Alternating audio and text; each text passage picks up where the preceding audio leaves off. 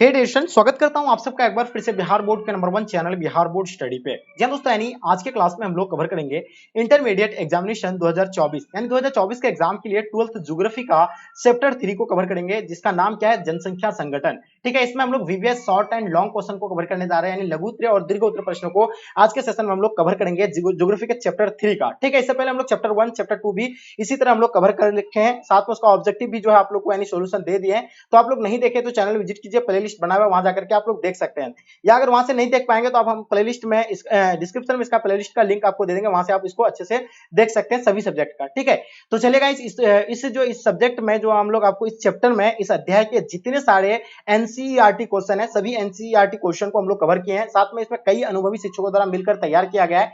जैसे कि आप लोगों को पता होगा कि बोर्ड एग्जाम में सिर्फ एनसीईआरटी क्वेश्चन ही पूछे जाते हैं, इसलिए हम लोग एनसीईआरटी ही क्वेश्चन को यानी कलेक्ट किए हैं, जो बार बार एग्जाम में आपका यानी पूछे जाते हैं। ठीक है, तो उन सभी क्वेश्चन को हम लोग जो है कलेक्ट किए हैं। तो बिल्कुल सब बच्चे तैयार हो जाइए और लास्ट तक आपको एंड तक बने रहा है, क्योंकि काफी आपको यहां से जो है बेनिफिट होने वाला है। अगर आप लोग इन सभी प्रश्नों को अगर कवर कर लेते तो आपका एक भी प्रश्न जो है आपको यहां से बाहर देखने को नहीं मिलेंगे। 100% आपको हम गारंटी बोलते हैं कि आपको यहीं से जो है प्रश्न आपका जो एग्जाम में रहने वाला है, ठीक है, पेपर में आने वाला है यहीं से। ठीक है, आपको क्लास में बहुत सरल भाषा में समझाया जाएगा, 70% आपको क्लास में ही याद हो जाएंगे। तो चलेगा, इस जो जितने सारे बच्चे आप लोग नए हैं चैनल को आप लोग सब्सक्राइब करके साथ में अपने दोस्तों को जरूर शेयर करेंगे। तो डिस्टेंस चलिए इसके साथ हम लोग शुरू करते हैं। जैसे कि आपके स्क्रीन पे पहला क्वेश्चन आ गया है। ठीक है, जैसे देख पाते हैं, जनसंख्या संगठन से आप क्या समझते हैं। ये क्वेश्चन अब तक के एग्जाम में बहुत बार ये रिपीटेड क्वेश्चन है। देखिए, हम लोग बात करते हैं जनसंख्या संगठन की, तो देखिए किसी भौगोलिक क्षेत्र में निवास, जनसंख्या, आयु, लिंग, शिक्षा, व्यवसाय, भाषा, धर्म आदि के आधार पर समावेशित विश्लेषण करना जनसंख्या संगठन कहलाता है। ये आपको परिभाषा लिखना है। अब हम आपको समझाते हैं इसमें इसके बारे में। देखिए, जनसंख्या संगठन क्या है। जनसंख्या संगठन मतलब उसको कहेंगे, जनसंख्या संगठन का एक माप है। ठीक है, माप क्या है कि इसमें आप किसी भी देश या प्रदेश का आपको यानी क्या आयु को यानी उसका देख सकते हैं कि कितना किस वर्ग के आयु कितने बच्चे हैं। ठीक है, लिंग आप यानी किसी भी देश के लिंग को मतलब जो है प्राप्त कर सकते हैं कि जो लिंग अनुपात जो है उस देश का कितना है, उस प्रदेश का कितना है, कितना स्त्री है, कितना पुरुष है। ठीक है, शिक्षा यानी साक्षरता दर भी आप यानी जो है इसके माध्यम से जो है ज्ञात कर सकते हैं कि साक्षरता दर जो है उस प्रदेश का कितना है। ठीक है, साथ में व्यवसाय जो है क्या, वहां के लोगों का व्यवसाय क्या है, रोजगार क्या है, बेरोजगारी है, रोजगारी, इन सभी चीजों के बारे में आप यानी यहां से माप सकते हैं। किसके माध्यम से, जनसंख्या संगठन से। भाषा का भी माप ज्ञात कर सकते हैं, कौन से लोग जो है कौन भाषा बोलते हैं, कितने लोग जो है कितना परसेंट भाषा कौन बोला जाता है, कितने लोग जो है कौन सा भाषा बोलते हैं। ठीक है, धर्म आदि के बारे में भी आप यहां से इसके माध्यम से जो है पता कर सकते हैं। तो इसी चीजों का यानी मापना ही जो है क्या कहा जाता है, जनसंख्या संगठन कहा जाता है।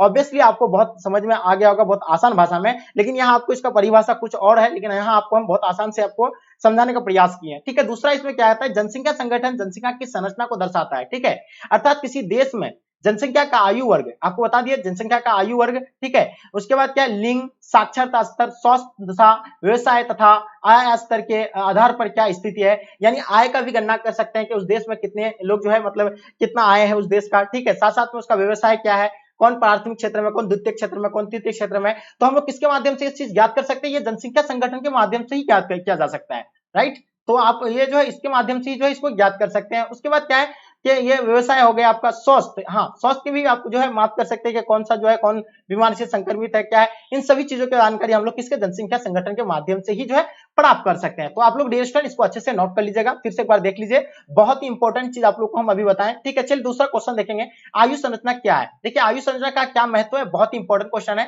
ठीक है, आयु संरचना का महत्व क्या है। देखिए, आयु संरचना विभिन्न आयु वर्गों में लोगों की संख्या को दर्शाता है। आयु संरचना का मतलब क्या है कि कितने बालक है, कितने जो है वृद्धा है, वृद्ध है, कितना वयस्क है, इन सभी चीजों के बारे में हम लोग जो है यहाँ क्या माप कर सकते हैं, किसमें, आयु संरचना में।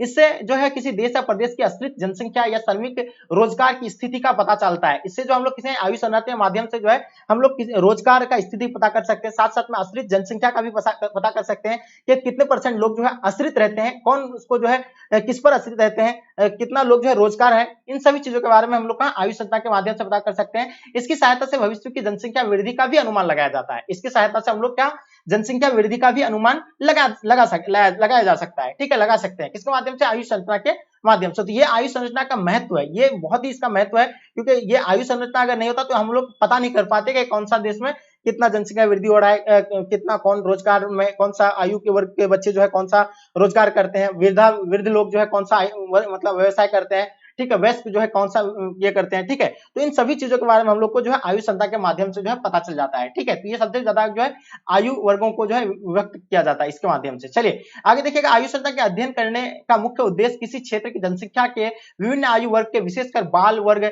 युवा वर्ग और वृद्धि वर्ग की जनसंख्या को यानी तुलना करना, ठीक है। आपको समझ में आ गया, बाल वर्ग और युवा वर्ग और वृद्धि वर्ग की संख्या को यानी तुलना करना किसी वर्ग की संख्या को अधिक या क्यों अधिक है, और या अगर किसी वर्ग की संख्या अधिक है तो क्यों है, या कम है तो क्यों है, इसके प्रभाव को क्षेत्र की अर्थव्यवस्था पर क्या असर डालता है, यानी इसका ये जो है महत्व है, ये आप इसके माध्यम से, किसके माध्यम से ज्ञात कर सकते हैं, आयु संख्या के माध्यम से ज्ञात कर सकते हैं। क्या ज्ञात कर सकते हैं आप, यानी किसी वृद्ध युवा वर्ग, ठीक है, और उसका बाल वर्ग, इन सभी चीजों के बारे में आप यानी ज्ञात कर सकते हैं। आखिर जो है कम क्यों है, ज्यादा क्यों है, इन सभी चीजों के बारे में हम आयु संख्या के माध्यम से जो है इसको ज्ञात कर सकते हैं, राइट। आई होप आपको यहाँ बिल्कुल समझ में आ गया होगा, बहुत ही सरल भाषा में था। इन सभी चीजों को आप लोग नोट कर लीजिएगा, काफी इंपॉर्टेंट ये पॉइंट था जो अभी आपको हम बताएं, ठीक है। सभी ये बहुत ही इंपॉर्टेंट, सभी आपके एग्जाम के लिए काफी इंपॉर्टेंट पॉइंट है, ठीक है। चलिए आगे देखेंगे हम लोग, क्वेश्चन कहलाता है क्या, लिंग अनुपात कैसे मापा जाता है। तीसरा नंबर, लिंग अनुपात कैसे मापा जाता है। काफी ये एमवीवीआई क्वेश्चन है आपके एग्जाम के लिए, ठीक है। ये सभी एमवीवीआई क्वेश्चन है, मैं आपको कह रहा हूं कि इससे एक भी प्रश्न जो आपको यानी बाहर देखने को नहीं मिलेंगे, ठीक है। तो लिंग अनुपात यार कैसे मापा जाता है, तो ये बहुत इजी है। लिंग अनुपात से आशा है पुरुष स्त्री की संख्या के अनुपात से है। देखिए पुरुष और स्त्रियों के अनुपात से ही जो है ये मतलब अनुपात निकाला जाता है, ठीक है। इसके अंतर्गत प्रति हजार पुरुषों की संख्या, यानी प्रति हजार पुरुषों की संख्या पर स्त्रियों की संख्या की गणना की जाती है, ठीक है। और उसमें कितना से 1000 से जो है भाग लगाया जाता है, मतलब गुना किया जाता है, ठीक है। अगर मान लो 1000 क्या है, पुरुष है, ठीक है, 1000 क्या है, पुरुष है, स्त्री कितना है, यहाँ स्त्री बैठा देंगे, जितना भी है 900 जो भी है, इससे भाग लगा करके जो है ज्ञात किया जा सकता है, ठीक है। आगे देखिए इसका सूत्र क्या है, इसका सूत्र को देखते हैं। देखिए सूत्र आपके सामने आ गया, आपके समक्ष में, जैसे कि देख पाते होंगे, ठीक है। तो देखिए अगर आपको ज्ञात करने दिया जाए तो क्या कहेंगे आप लोग, स्त्रियों की संख्या पुरुषों की संख्या गुना 1000, समझ में आ गया। स्त्रियों की संख्या बटे पुरुषों की संख्या गुना 1000 से आपका जो है ये आयु मतलब लिंग अनुपात जो है आपका यानी निकल सकता है। क्या निकल सकता है, लिंग अनुपात आप यहां से ज्ञात कर सकते हैं, ठीक है। ये आपको आई होप समझ में आ जाना चाहिए, ठीक है। लिंग अनुपात ज्ञात करने का सूत्र क्या है, स्त्रियों की संख्या बटे पुरुष की संख्या गुना 1000, राइट। अब देखो कुछ देशों में ज्ञात करने का अलग तरीका होता है। देखिए इसमें क्या किस प्रकार नापा जाता है, पुरुषों की संख्या को पहले लिया जाता है, बाद में स्त्री की संख्या को गुना 1000 से इसको जो है निकाला जाता है। तो इस तरह भी जो है मतलब कई देशों में जो है ज्ञात किया जाता है, लेकिन अपना भारत में जो है इस तरह ज्ञात किया जाता है, स्त्रियों की संख्या बटे क्या है, पुरुषों की संख्या गुना 1000, ठीक है। तो इससे जो है लिंग अनुपात मेरा निकल सकता है, किसी भी क्षेत्र का, किसी भी देश का, ठीक है। चलिए आगे देखिएगा हम लोग क्वेश्चन नंबर 4 आपके स्क्रीन पे आपके समक्ष में। तो देखिए लिंग अनुपात को प्रभावित करने वाले कारकों को लिखना है। देखिए लिंग अनुपात को प्रभावित करने वाले 4 महत्वपूर्ण कारक है जो आपको जानना चाहिए, ठीक है। जो आप जैसे देख पाते हैं 4 महत्वपूर्ण कारक, इसका कौन कौन सा है, ठीक है। पहला बात करते हैं हम लोग, इसका उत्तर पहला क्या है, जन्म दर, पहला पॉइंट देख लीजिएगा। दूसरा पॉइंट क्या है, मृत्यु दर। तीसरा पॉइंट इसका क्या है, इसका प्रवास। चौथा पॉइंट क्या है, युद्ध। चलिए इसको हम लोग डिफिनेशन के साथ अच्छे से समझते हैं। अब चलते हैं हम लोग जन्म दर। देखिए लिंग अनुपात को प्रभावित करने वाले 4 कारक आपको नोट कर लीजिएगा, ये काफी नोट करने वाली चीज है, ठीक है, सही बच्चों के लिए इंपॉर्टेंट है। आगे देखिए इसमें जन्म दर की अगर बात करें तो जिन देशों में या क्षेत्रों में जन्म दर उच्च होता है, ठीक है, जिन क्षेत्रों में या जिस प्रदेश में जिस जगह पे अगर जन्म दर उच्च होती है तो वह लिंग अनुपात मतलब क्या होता है, न्यूनतम होता है, ठीक है। क्योंकि विश्व के सभी क्षेत्रों में जन्म के समय स्त्रियों की तुलना पुरुषों की पैदा अधिक होती है, यानी पुरुषों की संख्या अधिक होती है, ठीक है। यानी जो है मतलब पुरुष की जो है मतलब क्या होते हैं, पुरुष जो होते हैं ज्यादा होते हैं, ठीक है। जन्म दर उसका जो उच्च होता है जन्म के टाइम पे, ठीक है। तो इससे जो स्त्रियों की तुलना में पुरुषों की संख्या अधिक होती है, राइट। ये जन्म दर आपको समझ में आ गया। जिन देशों या क्षेत्रों में जन्म दर उच्च होता है, ठीक है, उच्च होता है, ऑब्वियसली जिस जगह का अगर जन्म दर उच्च होगा और वहां क्या होता है पता ही होगा, ये लड़की के तुलना में जो लड़का अधिक पैदा होते हैं। तो इसका मतलब क्या है कि ये जो है क्या यानी लिंग अनुपात को यानी क्या है प्रभावित करता है, ठीक है। चलिए आगे देखेंगे, ये सबसे बड़ा लिंग अनुपात को प्रभावित करता है, ठीक है। क्योंकि आप मान लीजिए यही तो स्त्री का संख्या कम हो रहा है, ठीक है, जन्म दर से ही जो है कम हो रहा है। क्योंकि अगर मान लो ऑब्वियसली किसी जगह में क्या होगा कि अगर जन्म दर उच्च होगा तो आप एक चीज याद रखिएगा, हमेशा जो है स्त्री की तुलना में पुरुष जो है ज्यादा पैदा होते हैं, ठीक है। तो ये तो राइट आपका निकल ही गया कि हाँ यहाँ जो है इसका क्या हो गया यानी समान नहीं हुआ, तो यह यहाँ किसका यानी ज्यादा हो गया, संख्या लड़कों का हो गया। अब बात करते हैं मृत्यु दर, ठीक है। अब बात करते हैं मृत्यु दर। तो देखिए उच्च मृत्यु दर होने पर लिंग अनुपात कम रहता है, क्योंकि स्त्री की तुलना में पुरुषों की संख्या अधिक होती है। अगर मान लो अगर मृत्यु दर होता है, अगर मान लो 1000 किसी जगह का अगर 1000 जनसंख्या है, 500 इसमें क्या स्त्री है और 500 क्या है पुरुष है, ठीक है। तो उसमें क्या होगा कि अगर मरना इसमें कह रहे हैं, तो देखिए अगर यहाँ जैसे कि 1000 पुरुष है, ठीक है, और उसमें से क्या 800 अगर क्या है महिला है, ठीक है, महिला है ऑब्वियसली, या 900 महिला मान लीजिए, तो उसमें से अगर मान लो 50-50 मर गया, ठीक है, 400 इसमें मर जाएगा और इसमें से अगर क्या होगा 500, तो क्या होगा, इसका तो अधिक होगा कि नहीं होगा, यानी पुरुष जो होगा कि अधिक होगा कि नहीं होगा। तो मृत्यु दर से जो है, मृत्यु दर भी होने से के बावजूद भी जो है लिंग अनुपात जो है क्या होते हैं, प्रभावित करता है। लिंग अनुपात को सबसे ज्यादा जो प्रभावित करता है मृत्यु दर और जन्म दर ही करता है, ठीक है। चलिए आगे देखिएगा हम लोग, क्वेश्चन नंबर तीसरा कहता है कि प्रवास ये पॉइंट काफी इंपॉर्टेंट है। अब हम लोग बात करते हैं इस पॉइंट के, ठीक है। तो इस पॉइंट को अगर हम लोग चलते हैं, इस पॉइंट को अगर पकड़ते अच्छे से हम लोग प्रवास को लेकर के अगर पकड़ते हैं, ठीक है, प्रवास देखिए जिन क्षेत्रों में प्रवास होता है वह लिंग अनुपात अधिक होता है, क्योंकि प्रवास पुरुष अधिक करता है। बिल्कुल राइट है। जैसे कि आप लोग पता होगा, आप लोग ग्रामीण क्षेत्र से बिलोंग करते होंगे बहुत सारे बच्चे, ठीक है, बहुत सारे बच्चे नहीं भी करते होंगे, मैं भी, ठीक है। तो आपको बता दे, देखिए जो प्रवास जो करते हैं कौन करते हैं, महिलाएं नहीं करते हैं। गांव देहात में क्या करते हैं, रोजगार के लिए, अपने जीवन यापन के लिए लोग जो है क्या करते हैं, शहर की ओर जाते हैं, क्या करने के लिए, कमाने के लिए। अगर शहर की ओर जाएगा कमाने के लिए तो क्या होगा, वहां क्या होगा, जहां मतलब शहर की जनसंख्या क्या होगा, मतलब लिंग अनुपात क्या होगा, बढ़ जाएगा। और कहाँ का यानी कम होगा, ऑब्वियसली जाहिर सी बात है कि यहाँ क्या कम होगा, गांव का कम होगा। तो सबसे बड़ा जो प्रभावित करता है क्या करता है, ये प्रवास भी जो है सबसे ज्यादा जो है प्रभावित करता है, ठीक है। जिन क्षेत्रों में प्रवास होता है वह लिंग अनुपात अधिक होता है, क्योंकि प्रवास पुरुष ही अधिक होता है, ठीक है, अधिक करता है। ये भी आपको समझ में आ गया, जिन क्षेत्रों में प्रवास होता है वह लिंग अनुपात, वहां लिंग अनुपात जो है अधिक होता है, क्योंकि प्रवास पुरुष अधिक करता है। तो ग्रामीण क्षेत्र में क्या होता है, ग्रामीण क्षेत्र में क्या हो गया, लिंग अनुपात क्या होगा, घट जाएगा। लेकिन वहां जो है क्या, शहर में अगर जाएगा, जिस क्षेत्र में, जिस जगह में काम करने जाएगा, तो ऑब्वियसली वहां जो उसका क्या होगा, लिंग अनुपात बढ़ेगा कि नहीं बढ़ेगा। तो सबसे मेन पॉइंट इसका प्रवास से जो है लिंग अनुपात क्या करता है, लिंग अनुपात को प्रभावित करता है। मान लो अगर जहां अगर किसी शहर में पहले से ही 1000 पुरुष है और वहां महिला की क्या दशा है, क्या 900, ठीक है, सॉरी मतलब 1000 में क्या है 900 है। अब बताओ 900 है 1000 में, तो फिर जो गांव से बिलोंग करने वाले आदमी आगे और 500 ऐड हो गया। तो बताइए, क्योंकि महिला तो ग्रामीण क्षेत्र से शहर की ओर नहीं आएगा, यानी प्रवास करने के नहीं आएगा, काम रोजगार के लिए कौन आता है, पुरुष ही आता है। तो यहाँ कितना हो जाएगा, अब 900 पे कितना हो जाएगा, ये 14 मतलब 1500 हो जाएगा। तो बताइए ये सबसे अधिक प्रभावित करता है, प्रवास सबसे अधिक जो है क्या करता है, यानी प्रभावित करता है, सबसे ज्यादा जो है प्रवासी जो है प्रभावित करता है। आपको बिल्कुल समझ में आ गया होगा, ठीक है। तो प्रवास जो कौन करते हैं, अक्सर आपको पता होगा गांव देहात में लोग जो है शहर की ओर जाते हैं, क्यों जाते हैं, कमाने के लिए जाते हैं, रोजगार के लिए जाते हैं, जीवन यापन करने के लिए अपना जाते हैं। तो ये प्रवास जो है ये प्रभावित करता है। तो इस चौथा पॉइंट क्या है, युद्ध, ठीक है। आप युद्ध भी प्रभावित करता है। अब बात करते हैं युद्ध कैसे प्रभावित करते हैं, सर आप ये कहेंगे, ठीक है, सर युद्ध जो है कैसे प्रभावित करते होंगे। तो देखिए हम लोग युद्ध के बारे में बताते हैं। देखिए युद्ध में प्राय पुरुष वर्ग भाग लेता है, बिल्कुल आपको पता होगा युद्ध में कौन भाग लेते हैं, पुरुष भाग लेते हैं, ठीक है। अतः इससे भी लिंग अनुपात को क्या करता है, यानी बढ़ता है। जो क्योंकि युद्ध में पता ही होगा कि पुरुष जो है क्या करते हैं, यानी भाग लेते हैं, और इससे क्या होता है, लिंग अनुपात को बढ़ाता है, ठीक है। तो बिल्कुल आपको समझ में आ गया। अगर मान लो अगर किसी शहर में, यानी शहर में मान लो इस शहर में हमको क्या करना है, इसका लिंग अनुपात निकालना, और इसी युद्ध में, इसी शहर में युद्ध होना है, तो वहां कौन आएगा, महिला पहले आकर के खड़ा रहेगा कि मतलब पुरुष आएगा। तो पुरुष आएगा, जब पुरुष आएगा तो ये क्या होगा, ये सबसे अधिक जो है क्या होगा, यहाँ पुरुषों का संख्या हो जाएगा। तो ठीक है, तो अगर मतलब किसी प्रदेश से अगर यहाँ जो पुरुष आया है, तो उस प्रदेश मतलब उस प्रदेश का क्या है, यानी लिंग अनुपात को कम किया, प्रभावित किया कि नहीं किया, बिल्कुल प्रभावित किया। तो युद्ध से जो भी है जो है लिंग अनुपात को जो है प्रभावित करता है। तो अंडरस्टैंड, आई होप आपको समझ में आ गया होगा, ठीक है। चलिए आगे देखते हैं हम लोग, साक्षरता दर से आप क्या तात्पर्य है। बहुत इंपॉर्टेंट क्वेश्चन है, जितने सारे क्वेश्चन करा रहे हैं ये सभी आपके एग्जाम के लिए MVVI है, ठीक है। तो देखिए साक्षरता दर से क्या तात्पर्य है, सबसे मेन पॉइंट आपका क्वेश्चन आपके स्क्रीन पे देखिए। भारत में 1991 की जनगणना के अनुसार 7 वर्ष या उससे अधिक उम्र के व्यक्ति समझ के साथ पढ़ सके, यानी 7 वर्ष या उससे अधिक उम्र के व्यक्ति या बच्चे जो भी हो, यानी पढ़ सके और पढ़ सके और लीन सके, उसे कुल जनसंख्या के प्रतिशत प्रमाण को साक्षरता दर कहते हैं।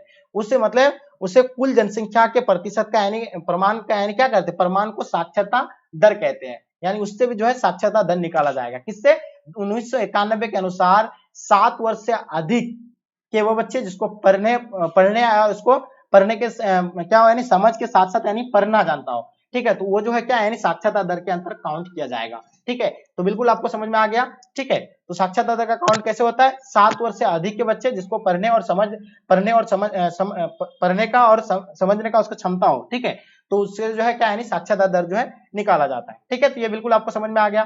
चलिए आगे देखेंगे हम लोग, क्या साक्षरता दर को प्रभावित करने वाले कारक। ये तो आप बहुत इंपॉर्टेंट क्वेश्चन है, ठीक है। वहां हम लोग पढ़ रहे थे जनसंख्या को प्रभावित करने वाले कारक, यहाँ हम लोग क्या साक्षरता को प्रभावित करने वाले कारक को बताएंगे। ठीक है, साक्षरता जो है लोग क्यों पढ़ नहीं पाते हैं, लोग क्यों आखिर जो है मतलब इसका क्यों आखिर प्रभावित करता है। लोग अधिकतर लोग जो कहीं के किसी किसी प्रदेश में लोग काफी जो है वहां के एजुकेटेड रहते हैं, साक्षरता दर किसी का अधिक होता है और किसी का कम होता है। क्यों, इसका रीजन क्या है, इसको जो प्रभावित करता है वो कौन कौन सा कारक जो है प्रभावित करता है, तो उन चीजों के बारे में हम लोग यहाँ अभी जानेंगे। देखिए, साक्षरता दर को प्रभावित करने वाले कारक जो 3 कारक महत्वपूर्ण है। पहला कारक इसका गरीबी, दूसरा बेटी और मतलब बेटी और बेटे में भेदभाव, तीसरा क्या है, अवसरों की कमी। तो ये 3 महत्वपूर्ण कारक है। अब हम लोग पहले बात करते हैं साक्षरता को सबसे ज्यादा प्रभावित करने वाले कारक जो है वो गरीबी है। गरीब लोग गरीबी की वजह से अपने बच्चों को पढ़ाने से कतराते हैं।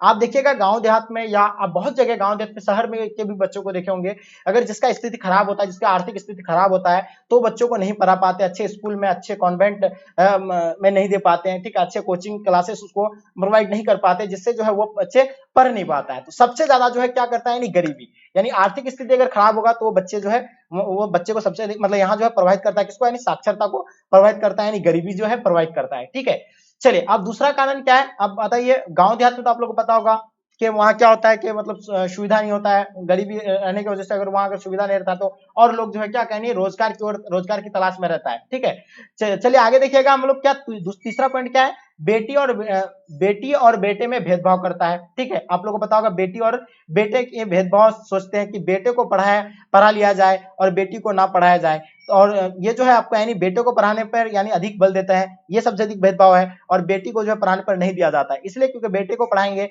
तो वो मतलब क्या होगा कि जॉब मिलेगा, बेटा ही जो अच्छे से पढ़ सकता है, बेटी नहीं पढ़ सकता, वो घर में ही रह सकता है, क्योंकि वो उसको फिर क्योंकि शादी वगैरह दिला करके दूसरे के घर पढ़ाई के घर भेजना होता है, तो उससे जो है क्या लड़कियों को जो है क्या कम पढ़ाते हैं। ठीक है, तो ये भी जो है सबसे अधिक साक्षरता दर को यानी प्रभावित करता है। अगर मान लो कहीं अगर पुरुषों की अगर साक्षरता दर अगर 80% है, 80% है वहीं, और स्त्रियों की परसेंट क्या होगा, 65%, 70%, 60% पर जो है ये क्या हो जाता है, सीमित हो जाता है। तो ये इससे क्या यानी लगता है, क्योंकि इसलिए आप चीज देखे होंगे, समाज में आप लोग रहे होंगे, आप भी देखते होंगे कि देखिए बेटे को जो है ज्यादा छूट देते पढ़ने के लिए, मुंबई, दिल्ली, पंजाब, यहाँ मतलब जहाँ सब जगह जो है कोटा वगैरह जहाँ हर जगह भेजते हैं, लेकिन वहीं बेटियों को नहीं भेजा जाता है। ठीक है, चलिए तो ये जो है क्या तुलना यानी भेदभाव की वजह से जो है ये भी जो है सबसे अधिक जो है प्रभावित करता है। ठीक है, साक्षरता दर को। चलिए उसके बाद तीसरा पॉइंट इसमें क्या है, तीसरा चीज अवसरों की कमी।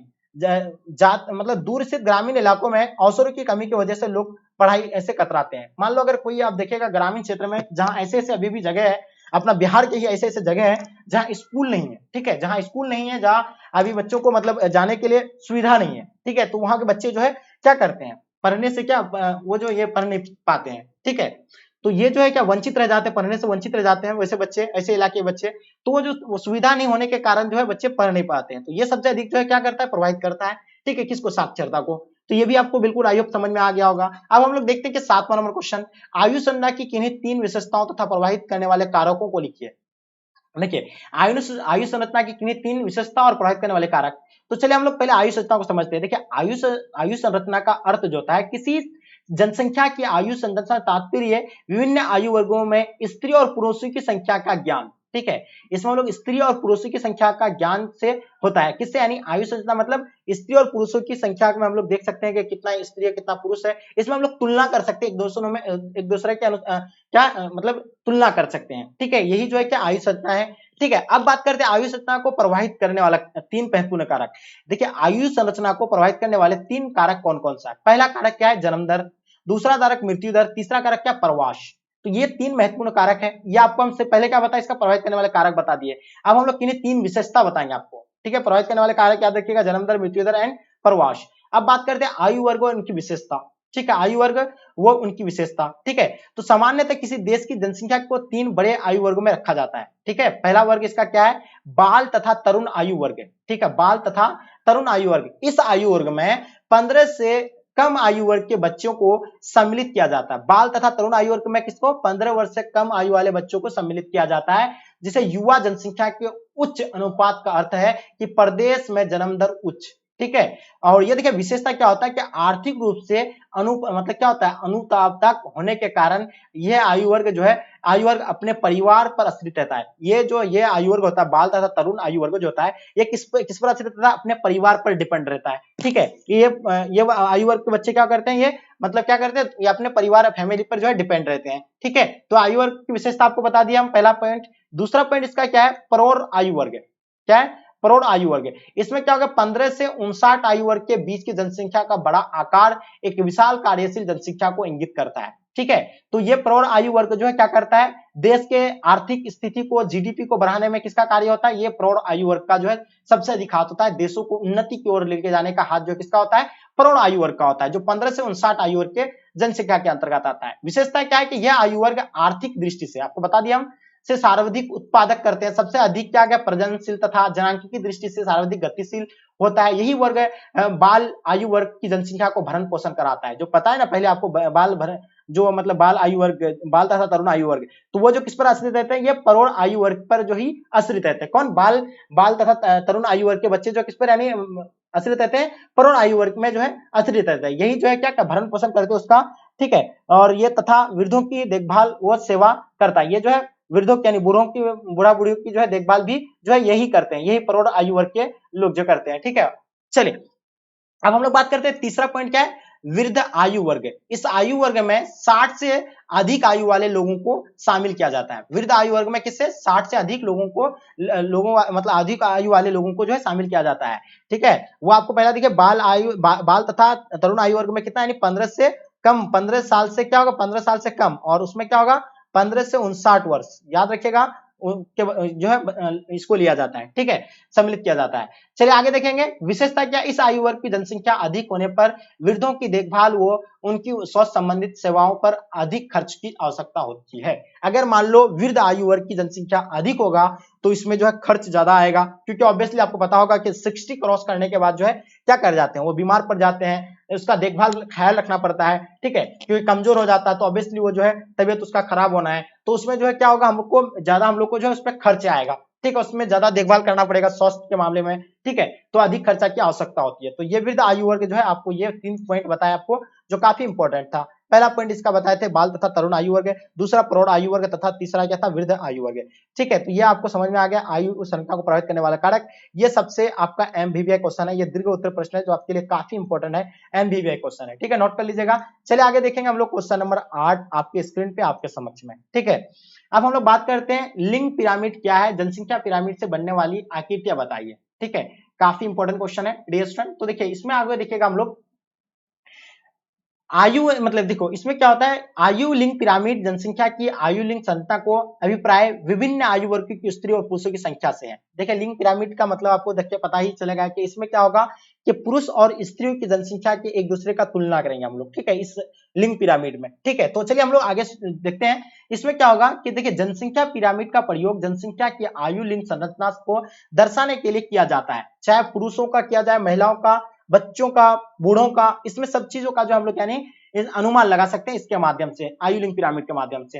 ठीक है, तो जनसंख्या पिरामिड की आकृति जनसंख्या की विशेषताओं को यानी परिलक्षित करती है। ठीक है, जनसंख्या पिरामिड जो है किसका है, उसकी जनसंख्या की विशेषताओं को परिलक्षित करती है। प्रत्येक आयु वर्ग में बायां और जो होता है क्या होता है, पुरुष होता है, और दायां और क्या होता है, स्त्री होता है। जैसे कि आपको हम यहाँ दिखा रहे हैं। ठीक है, ये हो गया यानी पिरामिड, आयु लिंग पिरामिड, ये आपको समझ में आ रहा है। ठीक है, ये बायां और क्या हो गया, पुरुष हो गया, और दायां और स्त्री हो गया। आगे फिर हम लोग देखते हैं इसमें क्या है, यानी बाएं और भाग में पुरुषों को प्रदर्शित किया तथा दाएं और क्या स्त्री को प्रदर्शित दर्शाया जाता है। चित्र में जनसंख्या विभिन्न प्रकार की दर्शाया गया, आपको हम पूरी तरह से बताएंगे। ठीक है, अब बात करते हैं विस्तृत होती है जनसंख्या। देखिएगा आप किसी क्षेत्र में क्या होता है, जनसंख्या विस्तृत होती है।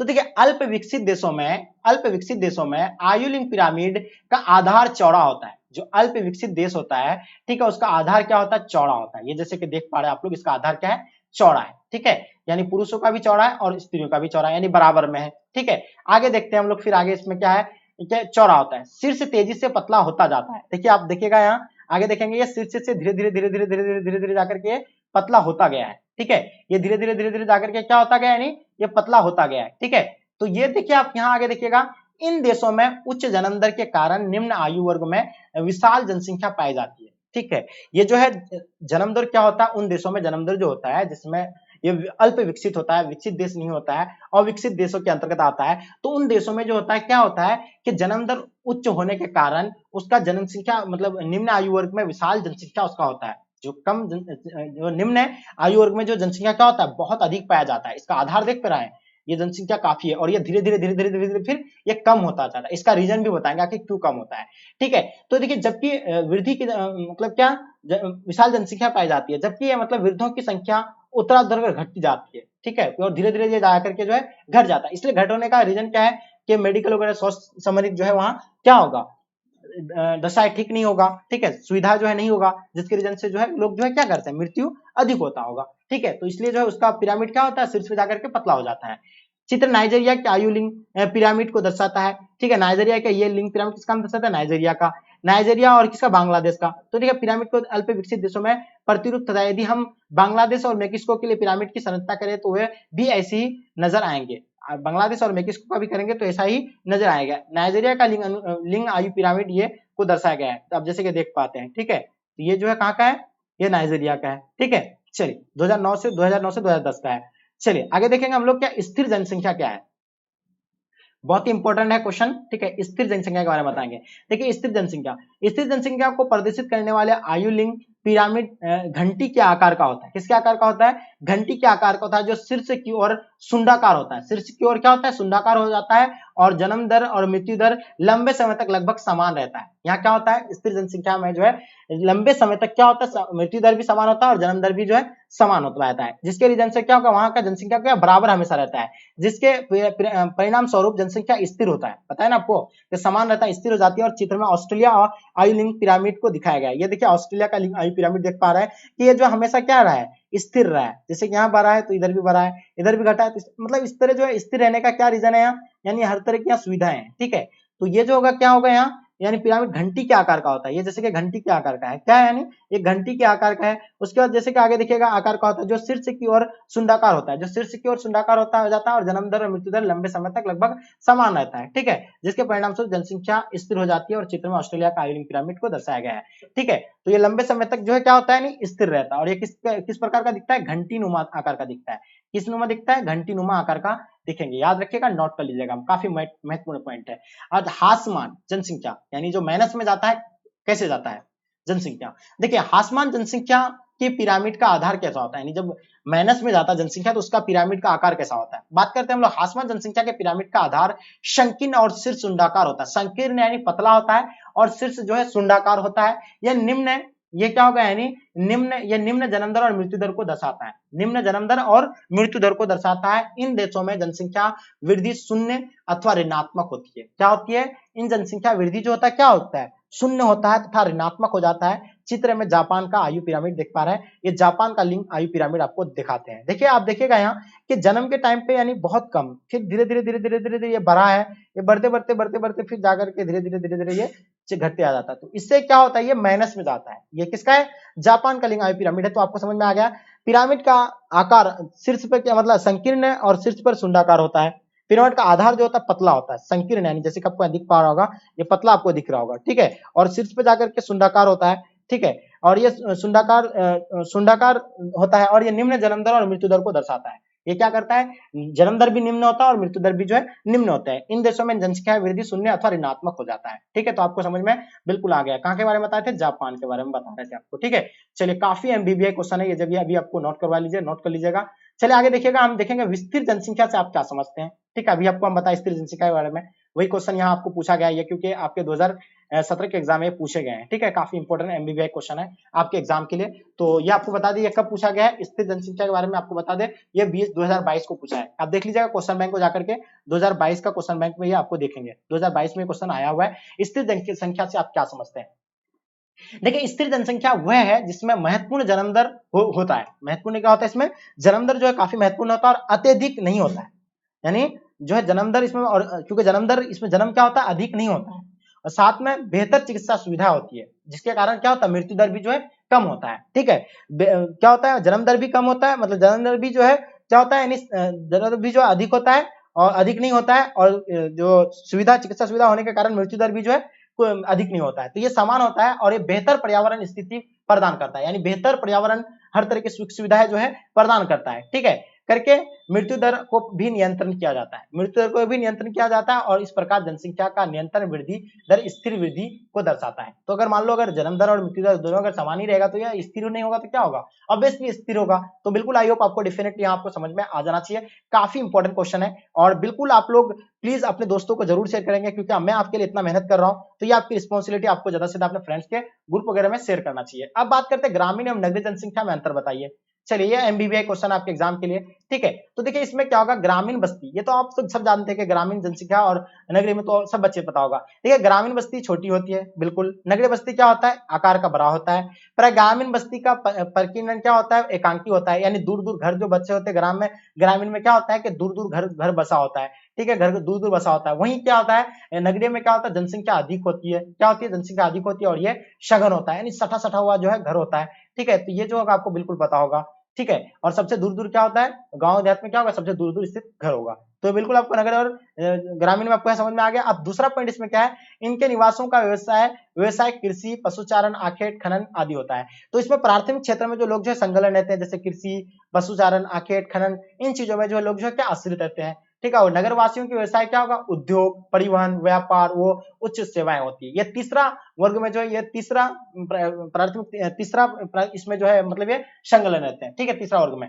चलिए आगे देखेंगे हम लोग क्या होगा, यानी आपका 3 नंबर, ये प्राथमिक आवश्यकताओं की पूर्ति हेतु उत्पादन होता है। ये प्राथमिकता अपना यानी प्राथमिकता आवश्यकता के लिए जो है क्या करते हैं, उत्पादन करते हैं, यथा भोजन हेतु करते हैं, अपने जीवन यापन के लिए करते हैं, अनाज, कारखानों हेतु कच्चा माल जैसे कपास, गन्ना, जूट, ऊन आदि जो है ये अपने सिर्फ क्या जीवन यापन के लिए करते हैं। आगे देखिएगा, वही देखिए शहर में क्या होता है, नगरों में निर्मित माल का उत्पादन होता है, जैसे वस्त्र, मशीनी औजार आदि, इनसे व्यापार व परिवहन का विकास होता है, ठीक है। तो इससे जो होता है क्या होता है, परिवहन विकार मतलब व्यापार तथा इसका जो है विकास होता है। तो यहाँ जो क्या करता है, यानी किसके लिए, ये व्यापार करने के लिए, और यहाँ जो क्या अपने जीवन यापन के लिए करते हैं। नगरों में निर्मित माल का उत्पादन क्या होता है, जैसे वस्त्र, मशीन, औजार, यहाँ जो है लोग क्या वस्त्र और वो जो है मशीन औजार के दो माध्यम से जो है बुनते हैं और यहाँ हाथ का इस्तेमाल करके जो है लोग करते हैं। तो ये तो आपको डिफरेंट बिल्कुल समझ में आ गया होगा। आगे देखते हैं हम लोग चौथा पॉइंट, गांव में परिवहन सुविधाएं अत्यंत पिछड़ी तथा पुरानी होती है। यहाँ ज्यादा जो है परिवहन का सुविधा नहीं होता है, ठीक है, किसी प्रकार का आपको यहाँ सुविधा नहीं मिलेगा। अगर मान लीजिए आपका खेत अगर दूर है, अब गांव में लोग करते हैं, तो आपके पास वहां आप कोई परिवहन जाने का सुविधा नहीं, तो आपको क्या करना पड़ता है, शहर में लाद करके लेके आना पड़ता है, ठीक है। और वहीं क्या होता है, शहर में क्या होता है, हर तरह की परिवहन की सुविधा होती है। नगरों में परिवहन की सुविधा होती है, अत्यधिक तथा विकसित होती है, जैसे कि सड़क, रेल मार्ग वगैरह सारा चीज की सुविधा आपको वहां मिलेगा। कच्ची सड़क, रेलगाड़ी आदि के इस्तेमाल से आप जो है सामान को लाद के लाते हैं, और यहाँ जो है रेलगाड़ी, सड़क तुरंत यानी मिनटों में जो है कहीं से कहीं तक उसको पहुंचा सकता है, ठीक है। चलिए आगे देखिएगा, पांचवा पॉइंट क्या है, आयु परिवहन परिवहन गांवों में उच्च सेवाओं का अभाव होता है, यानी वायु परिवहन गांव में उच्च सेवाओं का अभाव होता है। ऐसी सेवाएं यदि है भी तो वह क्या होता है, प्राथमिक स्तर की होती है, ठीक है। नगरों में उच्च सेवाएं सुलभ रहती है, यानी उच्च किस्म का सेवाएं जो अगर मान लो वायु परिवहन का अगर इस्तेमाल करना है गाँव में, तो क्या आपको यानी यहाँ अवेलेबल नहीं मिलेगा, तुरंत आप नहीं जा सकते हैं। आपका जो है डिस्ट्रिक्ट होगा, फिर डिस्ट्रिक्ट से आपका कहीं कहाँ आपका हवाई अड्डा होगा, तब आप वहां जाएंगे, तो आप यहाँ से आपको काफी समय लग जाएगा। अगर वहीं शहर में क्या होगा, अगर अभी आपको इमीडिएटली अगर कहीं जाना है, तो आप अभी तुरंत अभी ऑनलाइन टिकट बुक करेंगे और जाकर के आप यानी वायु परिवहन कर सकते हैं, वायु के माध्यम मतलब वायु परिवहन के माध्यम से आप एक जगह से दूसरे स्थान तक जा सकते हैं, बहुत यानी कम समय में। और यहाँ क्या होगा, आपको यानी घर से आपको ग्रामीण से आपको बहुत दूर जाना पड़ेगा, वहां से आपको गाड़ी पकड़ के फिर दूसरी जगह जाना पड़ेगा, तब जाकर के आप हवाई अड्डा पहुंचेंगे और तब जाकर के जो है आप यानी अपना परिवहन कर सकते हैं। लेकिन यहाँ जो शहर में क्या होता है, हर तरह की यानी सुलभ होती है सुविधा, जो आसान से आपको सुविधा आसानी से आपको ये सारी चीज की मिल जाती है, ठीक है। तो आप देखिएगा प्राथमिक स्तर की होती है और प्राथमिक और माध्यमिक विद्यालय होती है। जैसे अगर मान लो अगर पढ़ना ही होता है, तो आपको यहाँ क्या होगा, प्राथमिक और मध्य विद्यालय तक ही आपको पाया जाता है। और शहर में क्या होगा, आपको स्कूल भी मिलेगा, यूनिवर्सिटी भी मिलेंगे, कॉलेज भी मिलेंगे, सारा चीज जो आपको यानी नगर में मिलेंगे। तो ये जो आपका नगर का सुविधा कितना अच्छा है और ये ग्रामीण का तो आपको बिल्कुल समझ में आ गया होगा, ठीक है। तो ये चीज आई होप आपको समझ में आ गया, ग्रामीण एवं नगर की जनसंख्या में अंतर भी आपको समझ में आ गया होगा। देखिए इन सभी क्वेश्चन को आप लोग नोट कर लीजिएगा, काफी इंपॉर्टेंट क्वेश्चन था, जितने सारे क्वेश्चन आपको हम अभी रिपीट ये करवाएं, अभी आपको कवर करवाएं, काफी इंपॉर्टेंट है। प्लीज आप लोग सभी बच्चे जो है इसको नोट कर लीजिएगा। तो डियर स्टूडेंट, उम्मीद है कि आज का क्लास आपको पसंद आया होगा। जितने सारे बच्चे नए हैं, आप लोग चैनल को सब्सक्राइब कर लेंगे और साथ में अपने दोस्तों को एक बार जरूर शेयर करेंगे, ताकि इससे आपके दोस्तों को भी जो है हेल्प हो पाएंगे। तो डियर स्टूडेंट, चलिए आज के क्लास को हम लोग यहीं तक एंड करते हैं। जब तक के लिए जय हिंद, जय भारत।